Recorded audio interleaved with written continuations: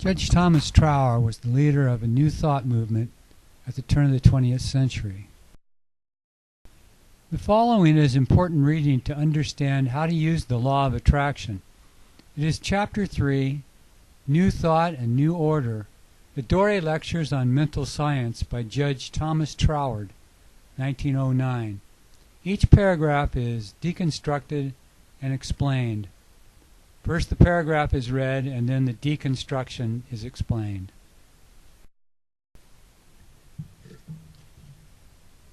I have endeavored to reach some conception of what the all-originating spirit is in itself, and of the relation of the individual to it.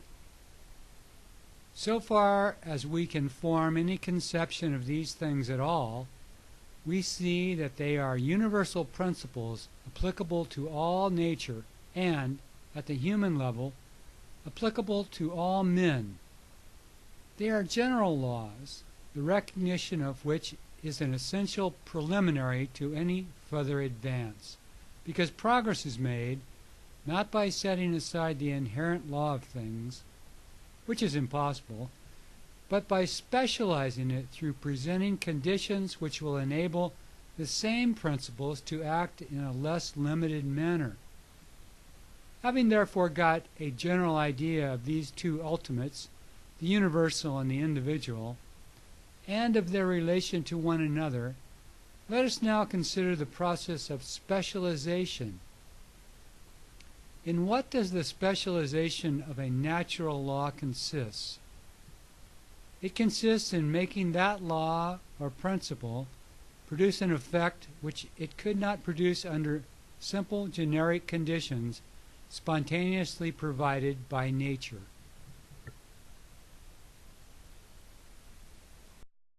All is thought.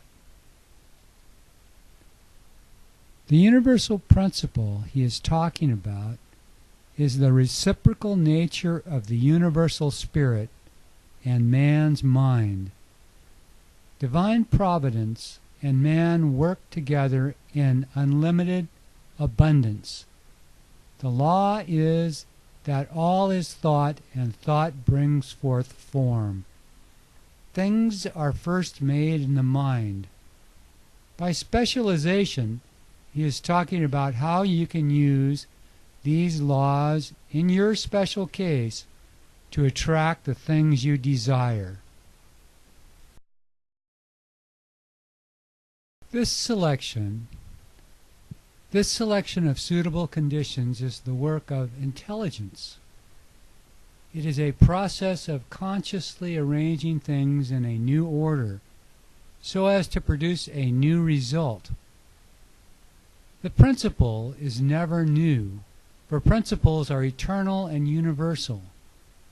But the knowledge that the same principle will produce new results when working under new conditions is the key to the unfoldment of infinite possibilities. What we have therefore to consider is the working of intelligence in providing specific conditions for the operation of universal principles, so as to bring about new results which will transcend our past experiences. The process does not consist in the introduction of new elements which were always present. Just as our ancestors had no conception of carriages that could go without horses, and yet by a suitable combination of elements which were always in existence, such vehicles are common objects in our streets today. However, then, is the power of intelligence to be brought to bear upon the generic law of the relation between the individual and the universal, so as to specialize it into the production of greater results than those which we have hitherto obtained.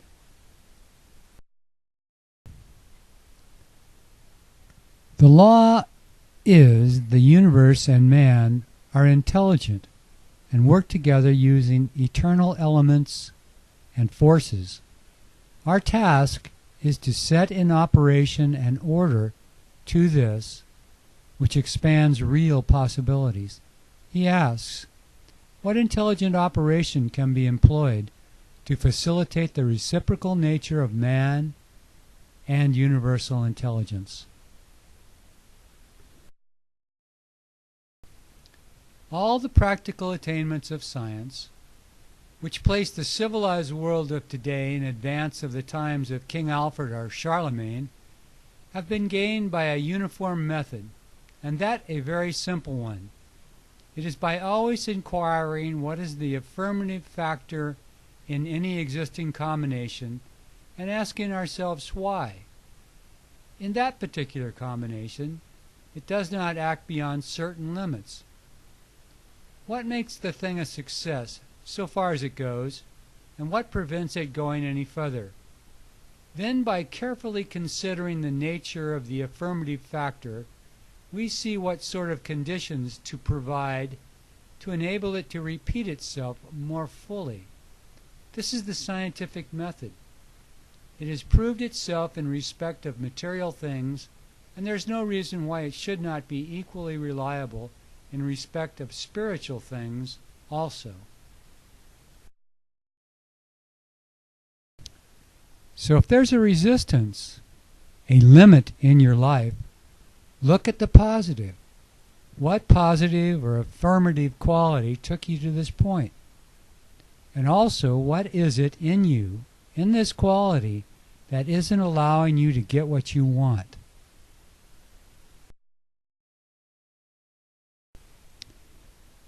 Taking this as our method, we ask, what is the affirmative factor in the whole creation and in ourselves as included in the creation? As we found earlier, this factor is spirit, that invisible power which concentrates the primordial ether into forms and endows those forms with various modes of motion, from the simple mechanical motion of the planet up to the volitional motion in man. And since this is so, the primary affirmative factor can only be the feeling and the thought of the universal spirit. Now, by the hypothesis of the case, the universal spirit must be the pure essence of life, and therefore its feeling and thought can only be towards the continually increasing expression of livingness which is, and accordingly the specialization of which we are in search must be along the line of affording it a center from which it may more perfectly realize this feeling and thought. In other words, the way to specialize the generic principle of spirit is by providing new mental conditions in consonance with its own original nature. Because we're part of the all, he's saying we need use our affirmative feelings and positive thought to link ourselves with the original nature of universal intelligence. Again, by specialization, he means a way to bring basic forces and elements together within yourself so you are in centered harmony. This means creating new mental conditions. The scientific method of inquiry therefore brings us to the conclusion that the required conditions for translating the racial or generic operation of the spirit into a specialized, individualized operation is a new way of thinking, a mode of thought concurring with, and not in opposition to, the essential forward movement of the creative spirit itself. This implies an entire reversal of our old conception. Hitherto we have taken forms and conditions as the starting point of our thought and inferred that they are the causes of mental states. Now we have learned that the true order of the creative process is exactly the reverse, and that thought and feeling are the causes, and forms and conditions the effects. When we have learned this lesson, we have grasped the foundation principle on which individual specialization of the generic law of the creative process becomes a practical possibility. The outside world isn't the cause of your life. What you feel and think causes it. For most people, this is a new idea. It's a new thought. New thought, then, is not the name of a particular sect, but is the essential factor by which our own future development is to be carried on, and its essence consists in seeing the relation of things in a new order. Hitherto, we have inverted the true order of cause and effect. Now, by carefully considering the real nature of the principle of causation in itself, causa causans, as distinguished from causa causata, we returned to the true order and adopt a new method of thinking in accordance with it. Causa causans, the immediate cause, the first cause. Causa causata, the secondary cause.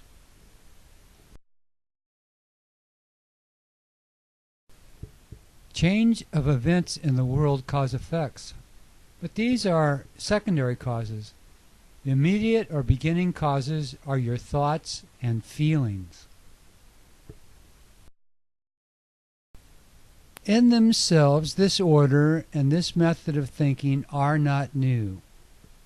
They are older than the foundation of the world, for they are those of the creative spirit itself.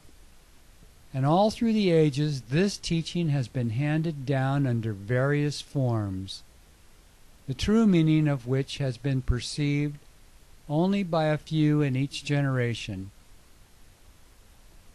But as the light breaks in upon any individual, it is new to him, and so to each one in succession it becomes the new thought. And when anyone reaches it, he finds himself in a new order. He continues indeed to be included in the universal order of the cosmos, but in a perfectly different way to what he had previously supposed. For, from his new standpoint, he finds that he is included, not so much as a part of general effect, but a part of the general cause. And when he perceives this, he then sees that the method of his further advance must be by letting the general cause flow more and more freely into his own specific center. And he therefore seeks to provide thought conditions which will enable him to do so. Specializing new thought, that is, using it in your particular condition, is done by letting the universal spirit flow through your feelings and thoughts, knowing you are creating your reality.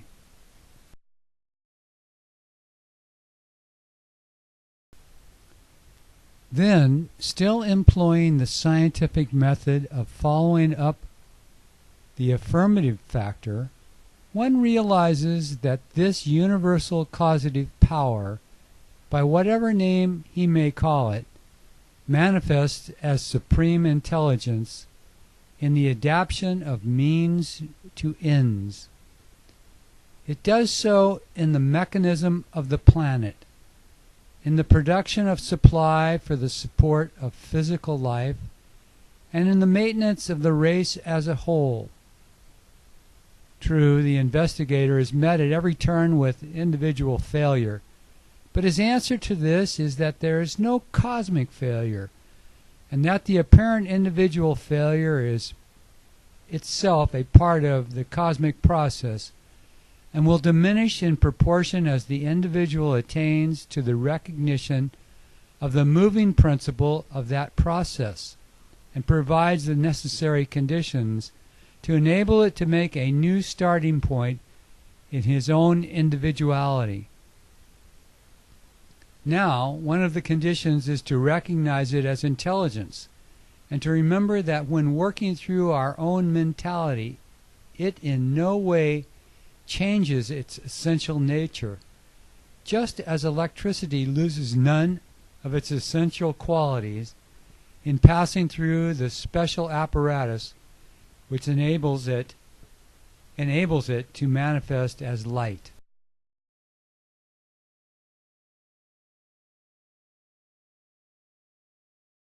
The universal spirit is intelligence. When this idea is accepted, you become a center of that, and it is working through you. When we see this, our line of thought will run something as follows. My mind is a center of divine operation. The divine operation is always for expansion and fuller expression, and this means the production of something beyond what has gone before. Something entirely new, not included in past experience, though proceeding out of it by an orderly sequence growth.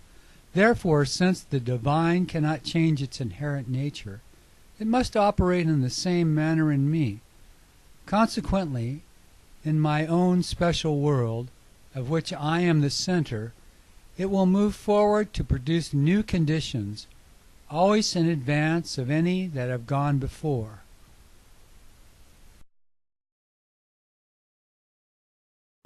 Listen. This is a legitimate line of argument from the premises established in the recognition of the relation between the individual and the universal mind. And it results in our looking to the divine mind, not only as creative, but also as directive. That is, as determining the actual forms which the conditions for its manifestation will take in our particular world, as well as supplying the energy for their production.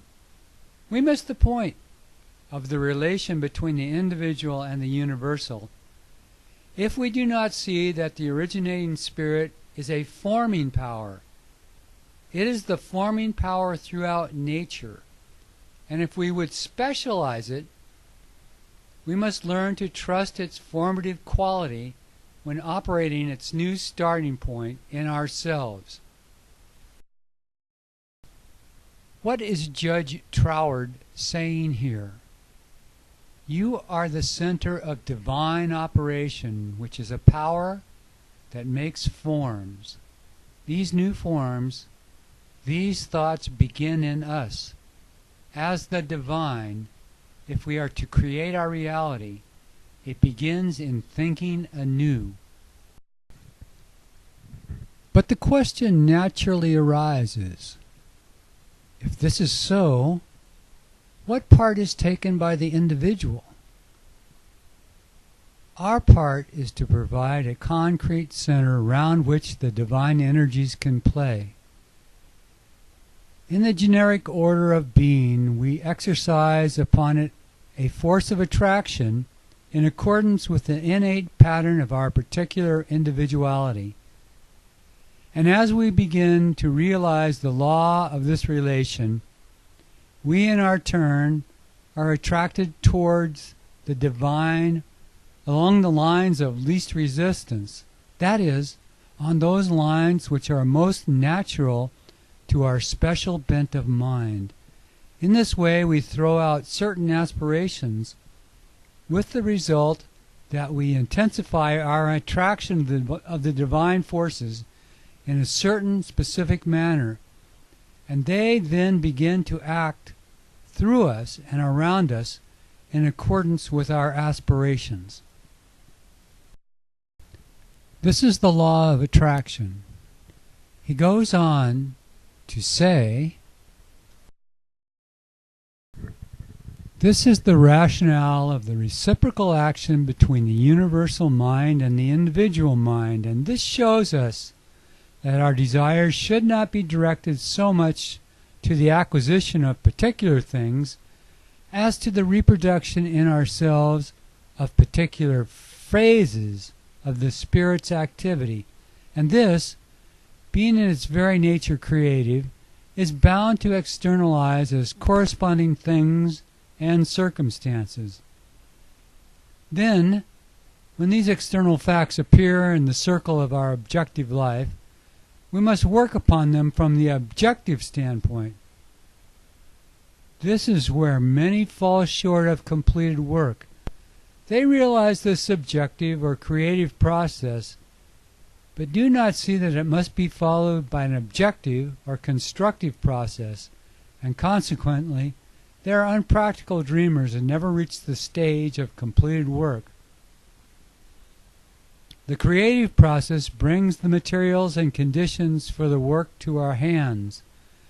Then we must make use of them with diligence and common sense. God will provide the food, but He will not cook the dinner. Here, Troward puts emphasis on process over things. Most important is the realization Spirit is being creative through you, and you advance that through participation.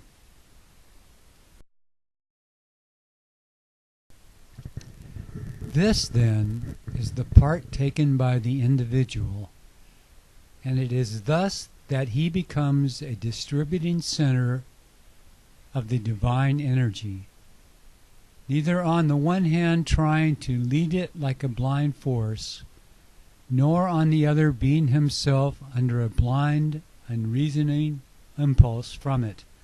He receives guidance because he seeks guidance, and he both seeks and receives according to a law which he is able to recognize,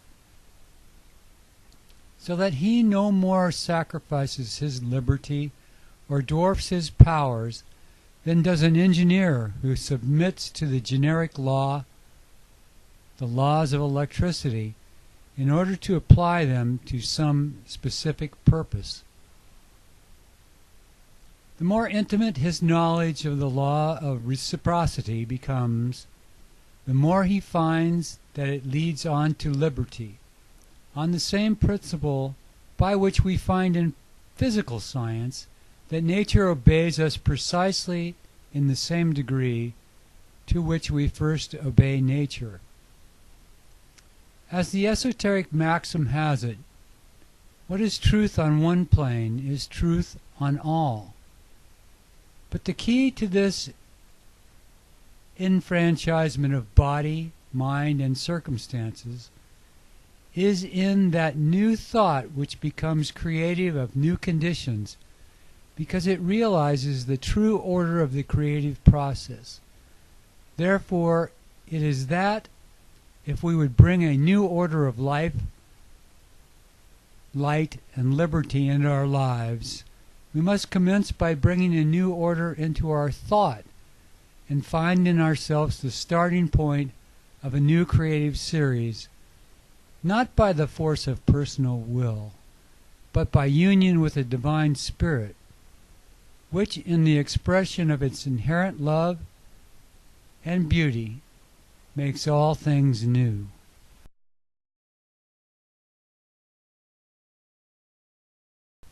New conditions depend on reciprocal action in union with the universal, which uses eternal forces to create new order on all planes of existence.